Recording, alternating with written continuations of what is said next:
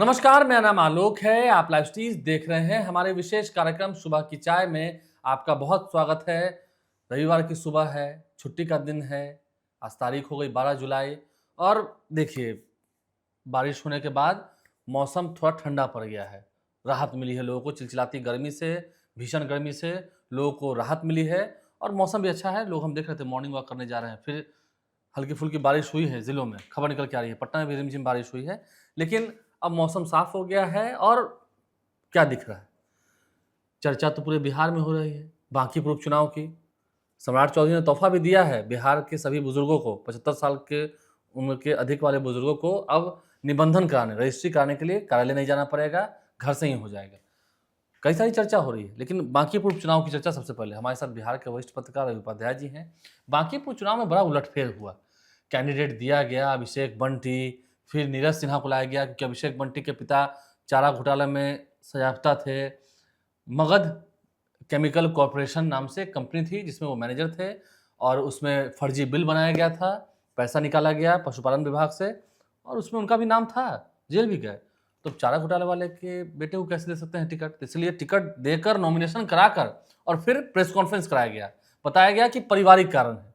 ठीक है, नितिन नवीन की सीट है। नितिन नवीन बीजेपी के राष्ट्रीय अध्यक्ष हो चुके हैं, राज्यसभा सांसद हो चुके हैं, कई बार बांकीपुर से चुनाव जीते, लगातार जीते, कभी वो हारे नहीं और लोगों का प्रेम उनके साथ बना हुआ है, अभी भी वैसा ही है, आत्मीय संबंध है। लेकिन नितिन नवीन की सीट है, यहाँ जीतना होगा बीजेपी को। कैसे जीतेंगे? सामने प्रशांत किशोर हैं, वो भी कह रहे हैं इस बार बीजेपी हारेगी, प्रशांत किशोर जीतेंगे।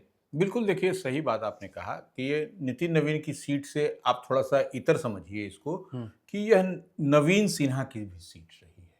उनके पिताश्री जो नितिन नवीन के पिताश्री हैं और उन्हीं की विरासत को कहीं न कहीं कैरी फॉरवर्ड किया नवीन सिन्हा पटना पश्चिमी हाँ, से हाँ, बिल्कुल पटना पश्चिम पहले से। रामानंद यादव हाँ, भी विधायक थे। हाँ, बिल्कुल, तो वो उसी को कैरी फॉरवर्ड किया है, उसी को आगे बढ़ाया है नवीन सिन्हा के जो विरासत मिली थी नितिन नितिन नवीन नवीन ने को, उसको आगे बढ़ाया है। सबसे अब संबंध रखा, बिल्कुल, निभाया। निश्चित रूप से तभी वो लगातार जीतते भी रहे और उसके बाद राज्यसभा गए। ये इस सीट पर उपचुनाव उन्हीं के इस्तीफे के कारण हो रहा है, मंत्री भी रहे वो। तो देखिए सबसे बड़ी बात है कि कहीं न कहीं दिन भर में कम से कम 200 कॉल बाहर से यही आ रहा है कि ये जो हॉट सीट है नितिन नवीन की सीट पर, यह कैसे कैंडिडेट को, उम्मीदवार को अदला-बदली किया गया, कैसे बदला गया, यह देश के लोग जानना चाह रहे हैं। और यही ऊहापोह की स्थिति आपने शुरू में बताया कि उनके परिवार का, उनके माता-पिता के बारे में बताया कि जो आपको अभिषेक अभिषेक सिन्हा या बंटी जो कलीजे बांधेंगे घंटी, तो वह घंटी भारतीय जनता पार्टी के गले में बांध दिया उन्होंने। टन-टना और गया। हाँ, टन टन टन टन टन बिल्कुल, टन। तो वो आप देख लीजिए कि उसके बाद से किस तरीके से इतना शॉर्ट नोटिस में तुरंत जो है सो अफरा-तफरी में प्रेस कॉन्फ्रेंस बुला करके घोषणा किया गया, तमाम पब्लिक डोमेन में है। और देखिए, जो दैनिक अखबार हैं, बिहार से लेकर के देश के स्तर पर यह उससे भरा पटा है। सिर्फ अभिषेक सिन्हा और उम्मीदवार जो बदला गया, नीरज कुमार को सिन्हा को बनाया गया, उससे अखबार में सारा खबर पटा पड़ा है। ये इतनी बात मान लीजिए। तो ये निश्चित रूप से यह हॉट सीट है क्योंकि नितिन नवीन की यह सीट है। तो ये इतनी बात मान के चलिए कि यह, और उसके बाद से हम एक बार और बताते हैं कि प्रशांत किशोर अपने राजनीतिक भविष्य की तलाश में पहली बार चुनावी जंग में, चुनावी मैदान में इसी बांकीपुर विधानसभा के उपचुनाव में उतरे भी हैं। वह भी अपने राजनीतिक भविष्य की तलाश में है। तो देखिए, जो कई बार कई कयासबाजी लगाए जा रहे थे बीते विधानसभा के चुनाव में, आपने देखा भी था कि जनसुराज की जो प्रत्याशी थी इस क्षेत्र से नितिन नवीन के सामने, वह शिकस्त खाई थी, वह नीचे चली गई थी। लेकिन दूसरे नंबर पर राष्ट्रीय जनता दल थी उस समय। लेकिन इस बार राष्ट्रीय जनता दल का अब जब से प्रशांत किशोर ने अपनी दावेदारी कर दी है, यह पूरी तरीके से समीकरण यहाँ का उलट गया है इस विधानसभा का। अब आमने सामने की लड़ाई आपको भारतीय जनता पार्टी और प्रशांत किशोर के बीच में अब तक दिखाई पड़ रही है। हालांकि जो आरजेडी भी मैदान में है, लेकिन रेस में अभी नहीं दिख रही है। बिल्कुल वही हम कह रहे हैं कि देखिए, आमने सामने की लड़ाई माने प्रशांत किशोर वर्सेज माने जनसुराज वर्सेज भारतीय जनता पार्टी अभी तक होती हुई दिखाई पड़ रही है। अब आगे क्या होगा ये हम नहीं कह सकते हैं, कौन दूसरे पर जाएगा, कौन तीसरे पर जाएगा, कौन चौथे पर जाएगा, लेकिन यह सब कुछ होता हुआ दिखाई पड़ रहा है आपको। तो आप देखिए, कल नॉमिनेशन है, अंतिम दिन है 13 तारीख। 13 तारीख को नॉमिनेशन प्रशांत किशोर भी करेंगे। आपको नीरज कुमार सिन्हा जो भारतीय जनता पार्टी के जो नए प्रत्याशी बने हैं वह भी करेंगे। तो इतनी बात तो हम लोग देख और समझ पा रहे हैं। लेकिन अब देखिए, भारतीय जनता पार्टी के 2 उम्मीदवार हो जाएंगे तब। जब तक कि विड्रॉल नहीं होता है, स्क्रूटनी होगा, उसके बाद फिर विड्रॉल तो हो ही जाएगा बंटी बिल्कुल। सिन्हा का। तो ऐसी स्थिति नीरज परिस्थिति सिन्हा हो जाएंगे उम्मीदवार। अब तक 13 तारीख तक माने कल तक आपको भारतीय जनता पार्टी से के 2 उम्मीदवार दिखाई पड़ेंगे। एक अभिषेक कुमार सिन्हा उर्फ बंटी, माने जो बांधेंगे घंटी, हम बार-बार चर्चा करते हैं, और एक जनसुराज और एक अब उसके बाद से आपको ये नीरज कुमार सिन्हा। ये 2 उम्मीदवार भारतीय जनता पार्टी के, उसके बाद फिर विड्रॉल होगा, फिर स्क्रूटनी होगी, यह सब तमाम और कल अंतिम तारीख है। कल कल प्रशांत किशोर भी नॉमिनेशन कल करेंगे। बिल्कुल, बिल्कुल। वो भी जगह जगह घूम कर बोल रहे हैं कि ऐसा पहली बार हुआ है। बीजेपी लोगों के विधायकों को रखती थी अपने यहाँ लाकर, कब्जा करती थी, बिल्कुल। और अब बीजेपी पर ही पड़ा है, क्योंकि इस बार अच्छा पाला पड़ गया है, निश्चित अच्छी रूप लड़ाई से। हो रही है। लोग भी बांकीपुर की चर्चा में है, बांकीपुर की लोग कह भी रहे हैं। देखिए, प्रशांत किशोर की ओर वोट जाता हुआ दिख रहा है, बिल्कुल। कितना मुझे नहीं मालूम।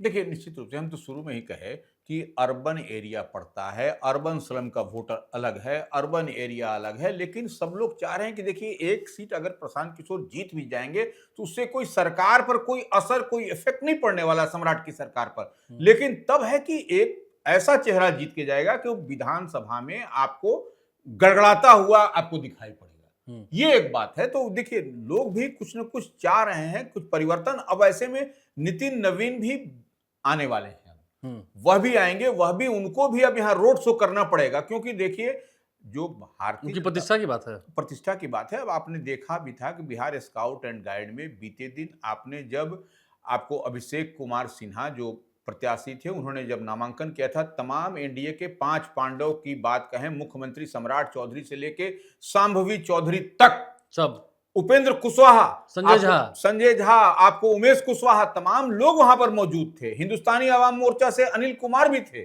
जो पूर्व एमएलए हैं, जो विधायक हैं, पूर्व विधायक हैं, प्रदेश अध्यक्ष हैं, तमाम लोग थे। और ऐसे में आपको फिर अब सभा नहीं होने जा रही है, जब होगा तब रोड शो होगा। निश्चित रूप से अब नितिन नवीन आते हैं, क्या कुछ स्ट्रेटजी बनती है, लेकिन सबकी नजर नितिन नवीन पर ही लगी हुई है। चुनाव जिताएंगे तो नितिन नवीन ही अपने दम पर, नहीं तो फिर संभव नहीं। और तो बीजेपी एक बड़ी पलटन भी उतरेगी विचार करने के लिए। 10-10, 12-12 मंत्रियों को उतारा जाएगा।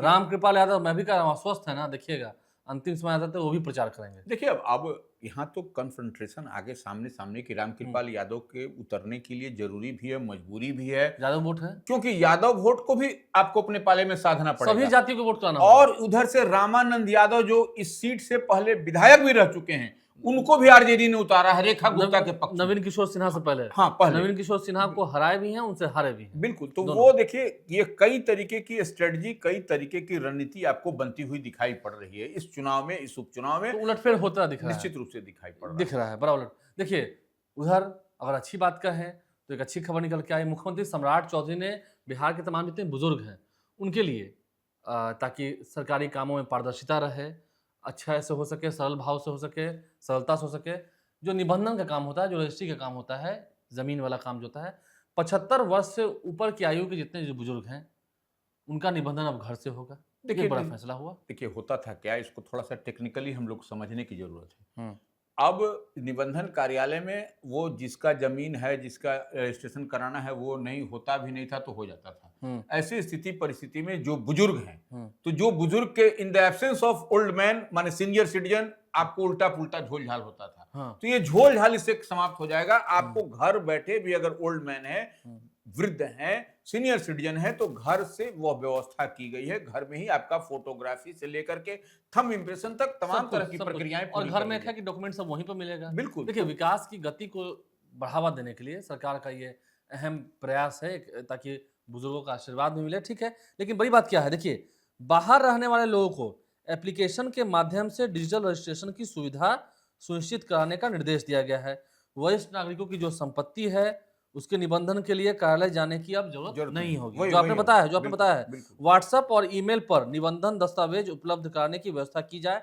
और 15 जुलाई से, आज हो गई 12 जुलाई, 15 जुलाई से बिहार के विभिन्न प्रखंडों में जानकारी है 213 नए डिग्री कॉलेज की शुरुआत होने जा रही है। 213 नए डिग्री कॉलेज जो सम्राट चौधरी ने वादा किया था, सरकार के 100 दिन पूरे होने हैं, उससे पहले 213 नए डिग्री कॉलेज विभिन्न प्रखंडों में 15 जुलाई से शुरू होना है। तो डिजिटल माध्यम से अब इसकी काम कराया जाए, घर तक जाए अधिकारी, जो बुजुर्ग हैं उनको सहायता हो, और दवाई खाते हैं, आराम करना होता है, फिर इतनी दौड़ धूप कहाँ करेंगे। बिल्कुल। तो इसके लिए कि सरकार ने बहुत अच्छा प्रयास किया है। निश्चित रूप से देखिए, अब सीनियर सिटीजन को आपको सरकारी अस्पतालों में भी यह व्यवस्था है कि वहाँ पर मुफ्त में गोलियाँ, टैबलेट दी जाती हैं।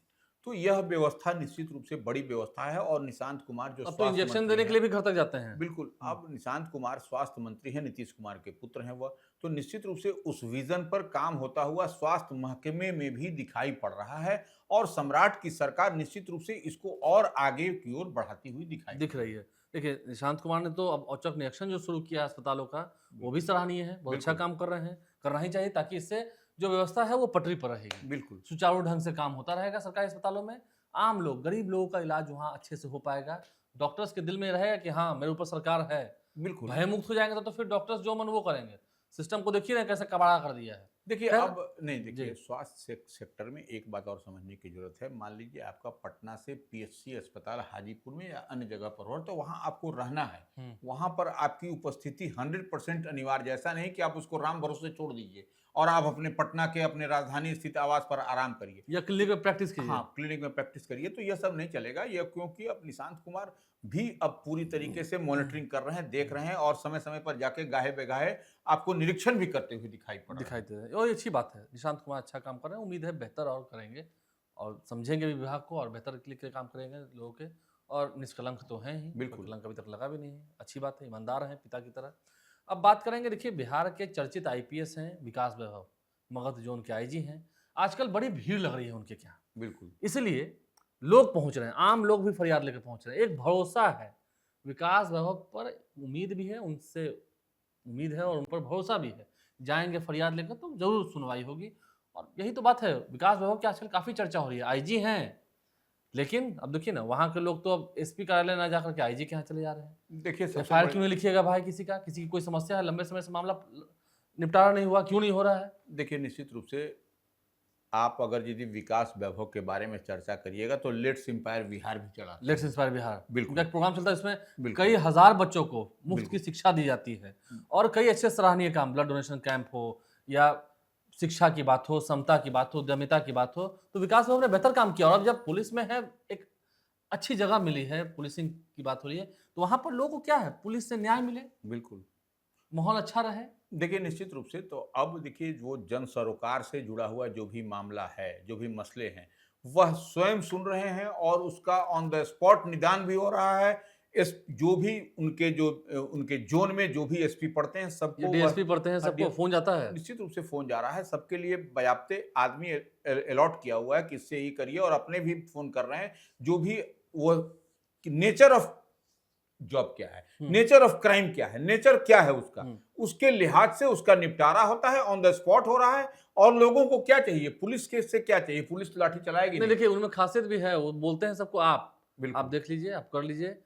वो जब कार्रवाई भी करते हैं तब भी आप ही बोलते हैं। निश्चित रूप से जब देखिए कठोर भी हो जाएँगे आपके प्रति, तो फिर आप ही कहेंगे। देखिए वही अब शैली, ये भाषा तो अच्छी है। देखिए निश्चित रूप से भाषा शैली से ही काम होता भी है, करवाया भी जाता है और यही विकास वैभव की अपनी यूएसपी भी है। इसीलिए तो भीड़ आ रही है। बिल्कुल, लोग जो उनके कार्यालय तक पहुँच रहे हैं, बड़ी संख्या में लोग पहुँच रहे हैं। निश्चित मगध रूप ज़ोन में कई सारे ज़िले हैं, तो लोग क्यों पहुँच रहे हैं? उम्मीद लेकर। उनका निश्चित, काम हो रहा है तब तो और लोग भी जा रहे हैं। निश्चित, तो काम हो रहा है और अच्छी बात है। पुलिसिंग होनी चाहिए, अच्छे से होनी चाहिए और अच्छे अधिकारी जब होते हैं, अच्छे आईपीएस ऑफिसर होते हैं और अपने कर्तव्यों को समझते हैं। ऐसा नहीं कि एसी वाले रूम में बैठ कर कई ऐसे आईपीएस हैं, एसी रूम में बैठे हुए हैं, चाय समोसा चल रहा है, काम भी करते हैं। कई लोग काम भी करते हैं। मैं कुछ लोगों की बात कर रहा हूँ। बिल्कुल, तो विकास वैभव ने एक मिसाल पेश की है, उनके यहाँ लोग जा रहे हैं, इसका मतलब है कि वहाँ लोगों की फरियाद सुनी जा रही है बिल्कुल, और जो जायज़ काम है, जो न्याय संगत काम है, वो हो रहा है। लोगों को और क्या चाहिए? यही तो चाहिए सरकार में ऐसे आईपीएस अफसर की काफ़ी सराहना होती है, हम भी कर रहे हैं, अच्छी बात है, अच्छा काम कर रहे हैं विकास वैभव। तो खैर, ये पूरी खबर हमने आपको बताई है, सुबह की चाय के इस कार्यक्रम के ज़रिए। उपचुनाव पर नज़र है, लोग क्या चाह रहे हैं? प्रशांत किशोर, बीजेपी, नितिन नवीन के काम पर वोट देंगे, क्या चाह रहे हैं? ऐसे भी बीजेपी की बड़ी किरकिरी हुई है। एक उम्मीदवार अभी हिट विकेट हुआ है। बिल्कुल। खैर, आप लाइव के साथ बने रहें, हमारे चैनल को सब्सक्राइब कर लें, साथ साथ फेसबुक पेज भी लाइक करें। कल तो नितिन नवीन भी आएंगे, कल प्रशांत किशोर का भी नॉमिनेशन है और उसके बाद अभी राजनीति होगी। आप कमेंट बॉक्स में अपनी राय जरूर दीजिएगा। बहुत धन्यवाद।